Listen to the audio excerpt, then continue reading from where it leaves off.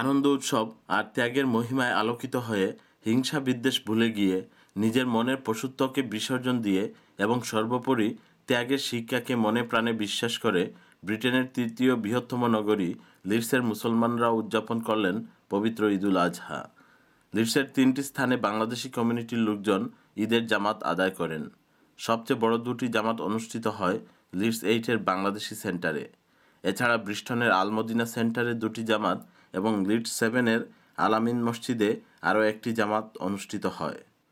জামাত শেষে ছোট বড় সকলে একে অপরের সাথে কুলাকুলিতে মেতে ওঠেন এবং চ্যানেল আইকে তাদের প্রতিক্রিয়ায় বলেন, তো আসলে ঈদে যে আমরা যে জিনিস শিক্ষা দিই একটু এলাকাতে আমরা সালামের তরিকা মতো আমরা জিন্দগি গঠন করি সমস্ত উম্মতে মুহাম্মদের মাগফিরাত কামনা কইরা দুনিয়ার সমস্ত মুসলমান হতে যায় ঈদ মুবারক, ঈদের শুভেচ্ছা।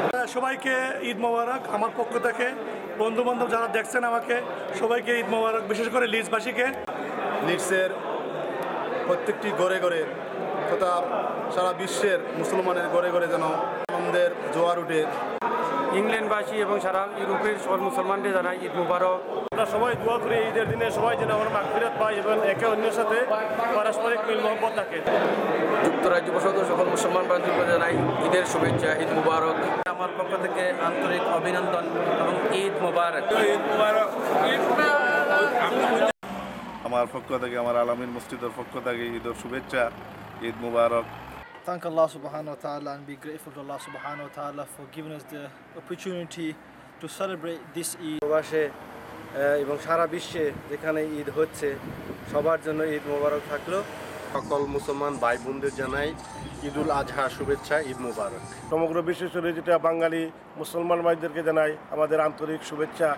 ব্রিস্টনে বসবাসরত বাংলাদেশি সব ভাই বোনের পক্ষ থেকে ঈদ মুবারক। এই ঈদটাকে যেন আমরা শিক্ষা গ্রহণ করতাম পারি যে এই ঈদ থেকে আমরা সকল মুসলমান এক, আমরা রাস্তা এক, আমরা পথ এক। মুসলিম কমিউনিটির পক্ষ থেকে আমি সবাইকে ঈদের শুভেচ্ছা জানাচ্ছি। আর আজকের দিনটা সবাই ভালোভাবে কাটাবেন এবং সবার জীবন সুন্দর হয়ে উঠুক।